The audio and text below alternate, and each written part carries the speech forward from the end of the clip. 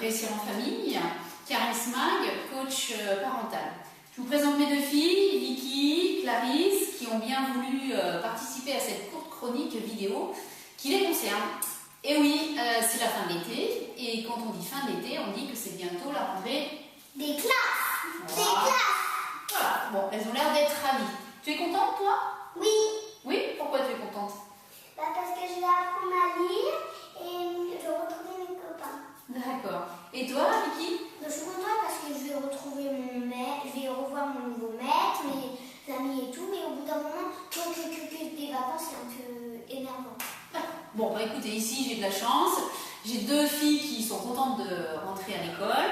Chez vous, je ne sais pas, parce que c'est vrai que parfois il y a des enfants qui sont quand même assez angoissés, anxieux. Il y en a qui en font des montagnes, il y en a qui sont hyper excités.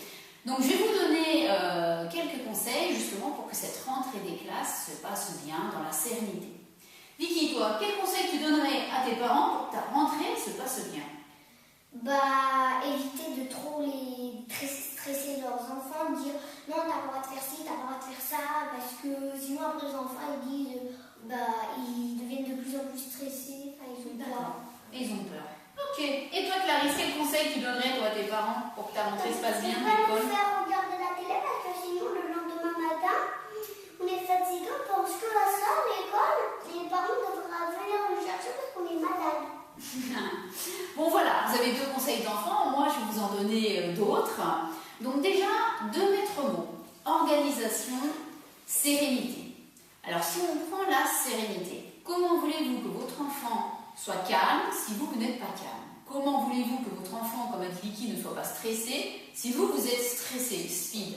Comment voulez-vous que votre enfant ait confiance en lui et envie d'aller à l'école si tous les messages que vous lui envoyez, ce sont des peurs? Voilà, donc d'abord, sérénité, et pour cela, faites un travail sur vous, sur les messages que vous envoyez à votre enfant, dans vos comportements, dans vos paroles. Deuxième conseil, c'est progressivement retrouver un rythme de croisière, les rythmes de l'école. Voilà, c'est-à-dire au niveau du rangement de la chambre. Par exemple, chez nous, à 19h, on commence à ranger la chambre, on commence à aller se laver, à se mettre en pyjama. Donc, le rituel du soir commence à s'instaurer. Ensuite, c'est l'heure des repas et puis l'heure du coucher.